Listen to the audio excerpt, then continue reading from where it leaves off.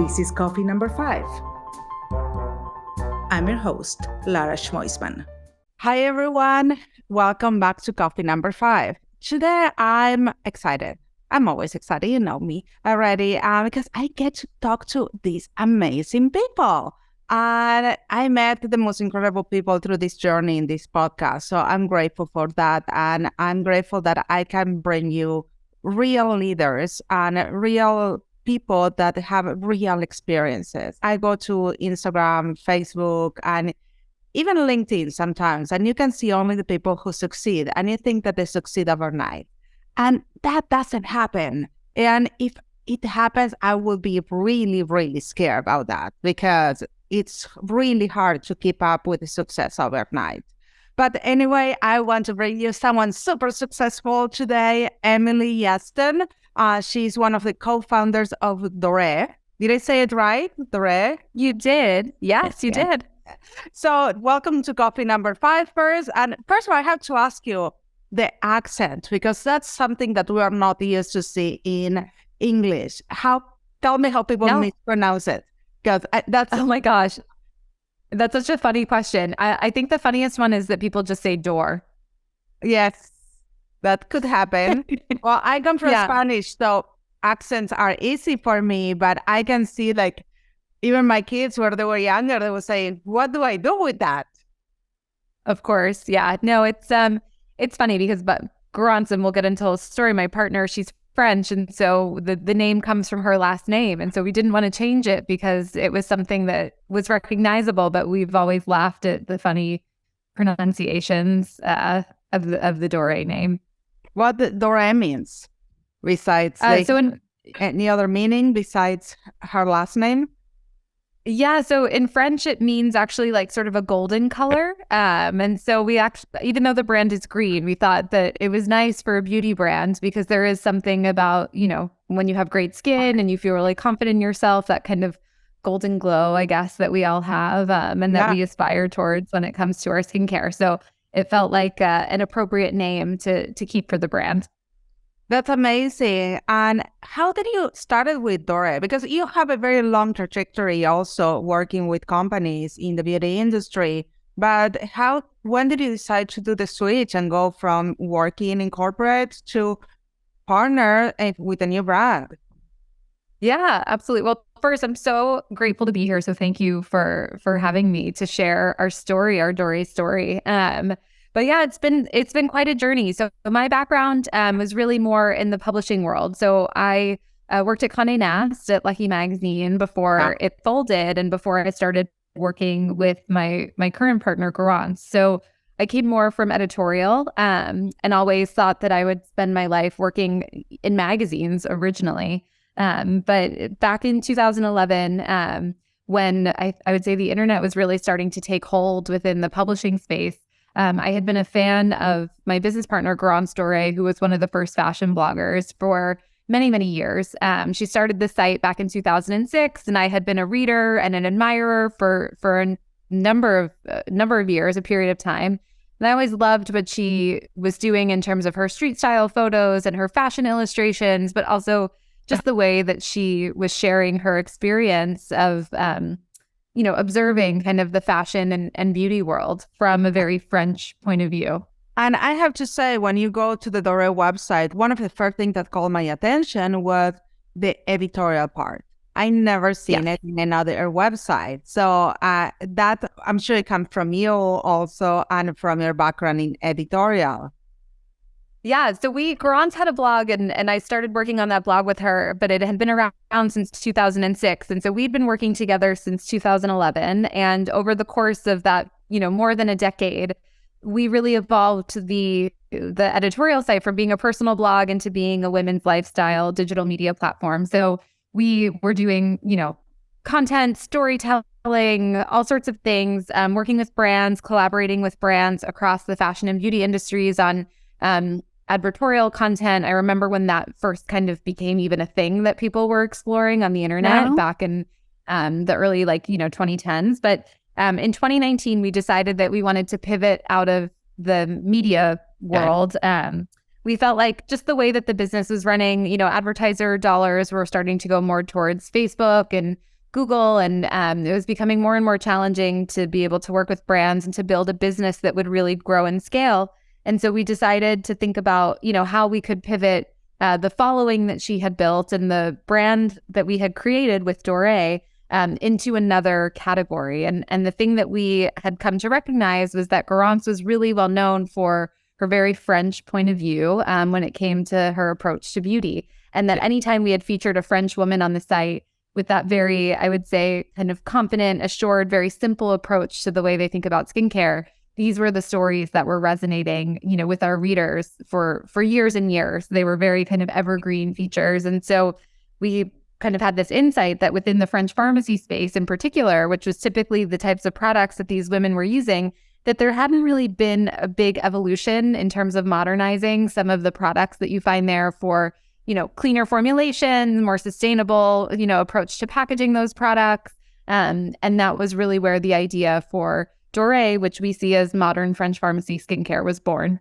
And you see me looking at the side because I'm looking at your website actually as we speak. So you guys, it's not that I'm not paying attention to Emily. I'm really concentrating what she's saying, but at the same time, I'm looking at her beautiful product.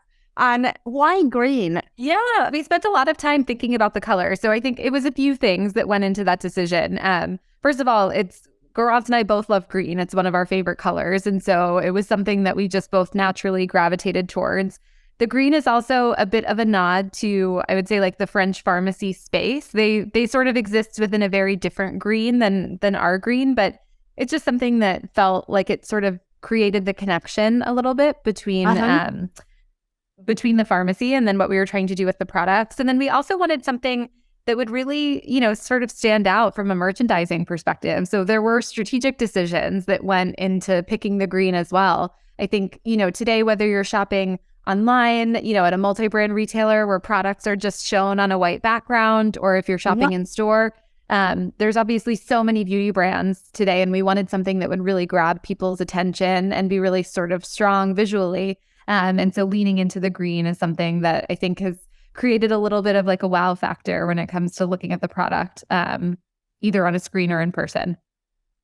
Yeah. Let me ask you, because you guys have 4 products, right? Yes. So yes. Why was the decision of launch with 4 products? Yeah, and we launched in May of last year. So the brand hasn't been in market for a whole year yet. But when we launched, we started with 3. The micellar water is our newest edition, which we just launched in January. And I think for us, we really wanted to just concentrate on sort of the foundations of what we consider like a very solid skincare routine. Garance is notorious for telling everyone how lazy she is when it comes to how she thinks about skincare. But I tend to agree with her. I don't really love having complicated routines. And I actually had really terrible acne that I was dealing with. And I found that the more complex my routine was, the worse my skin would get. And that when I would simplify things. Absolutely. Yeah, exactly. And so we wanted to just create like good sort of simple foundational products that would be easy for customers to be able to adopt into their routine. And I'm realizing, and tell me if I'm not wrong, because now it seems, because why did you decide to go with these specific 4 products? Because you are like, now they're so trending to have, for example, serums. Or why these 4? Why you think you need these 4 specific products? What was the thought behind it? Yeah, absolutely. I think when you think about sort of consumers in the skincare space at a very general level, and when you think more about the mass channel, I still think that we in the industry tend to kind of assume that the consumer is slightly more complicated than they actually are. And to me, the most important things you can do with your skin is to cleanse it and to moisturize. SPF is definitely up there on the list as well, but if anything, just making sure that you're actually washing your face and then putting a moisturizer on. Oh my God. Already I'm such a big believer to my sons that they don't want to use all these products. I was like, at least wash it. If you wash it, it's half of the bottle. It's so important to cleanse. Exactly. And I mean, I'm still shocked by the number of people that I speak to that are outside the industry that are, washing their face with a bar, like a bar of soap soap. So we really wanted to get back to basics and not offer an overly complex, assortment to consumers. I think that there's an opportunity for us to introduce other treatment-focused products and things like that if you're looking to target a specific concern maybe. But at the end of the day, cleansing your skin, hydrating your skin with a moisturizer, I think is just a really great foundation for getting someone who maybe doesn't have a routine in place or is just looking to cut down on the amount of product that they're using. And so that's where the cleanser and the moisturizer came into play. And then the balm, which is the other product that we launched with, is one of those multi-purpose heroes. And to me, this is very much, a pharmacy product. It's one of those products that you can kind of use for anything and everything. It's very much a multi-purpose kind of specialty product. It's a non-petroleum based ointment, essentially, that you can use on chapped skin, like around the nose if it's dry. Yeah. And I think these products that can be real kind of workhorses and do a lot, all across the body, not necessarily just on the face, are so beneficial. I love to say it's like my desert island product. Even if I didn't have the cleanser and the moisturizer and I was stuck somewhere, you can do so much with that balm that it's just a great kind of hero to be able to have to throw into your bag or keep in your bathroom. And so those were the 3 products that we decided to start with. I wanted the micellar water personally because I've always been a micellar water user because of how sensitive my skin is. Florence has always been a cleanser user because of, she has very oily skin. And so she likes to do sort of a deeper cleanse. And so we worked on our 2 unique cleansing options that we both, wanted to make sure that we had in the range. The cleanser came first and then the micellar water was just introduced a couple of weeks ago. So let me ask you a question. How did you use your outlet? Because you're both coming from blogging. I mean, and this is a whole different conversation that we can have. Yeah. And I love this because I used to teach at Cal Poly Pomona. And one of the first things I think was always my first class, we will talk about how the blogging world and how the bloggers also on the internet changed the industries. So absolutely. And it's an incredible journey, but I would love to know how you use your editorial and your background and your blog and all these things that you guys build to promote your products, but at the same time not being salesy, because that's something that it's really hard. It's like a gray area, but it can go really dark very fast. Yeah, we really like to think about storytelling and education. So I think, from our experience of doing all of that content for so many years, we've been able to figure out, so many different ways to tell stories. And so one of our friends the other day was like, gosh, the amount of content you've been able to produce around just 4 products is unbelievable, because we could tell a story about a product, forever. It feels like there's infinite opportunities to be able to talk about it. I truly believe in storytelling as something that I talk to my team and my clients, that not always you need to talk about the products. There are so many other, there are concerns, there are lifestyle. There are so many ways to talk about the product without talking about the product. Exactly. So we love to talk about the ingredients. We love to talk about the concerns that we're addressing. We love to talk about the way your skincare, kind of changes from season to season. I think being able to take, education and information and make it really sort of approachable and accessible and digestible is, really at the core focus of what we're doing from a content standpoint. And I think because we've done it in an editorial capacity for so many years prior to launching this, we're maybe a little bit less intimidated when it comes to thinking about, volume of content. And so, I like to spend my weekends writing the emails and the blog posts and the Instagram captions and everything for the site. And it's something that comes very organically and naturally to us. And I think it allows us to create a little bit more of a very authentic experience with our followers that are engaging with us, rather than thinking of it as a huge production from a brand standpoint all the time. Yeah, and what I love is that in your Instagram, and now I'm looking at your Instagram, you are also doing storytelling about not only with the images, also including people and organic content. Was that challenging to create organic content? Because from someone who comes from editorial, it's like always producing the content, and now it's about more being organic in social media and UCGs and all that. So how did you transition?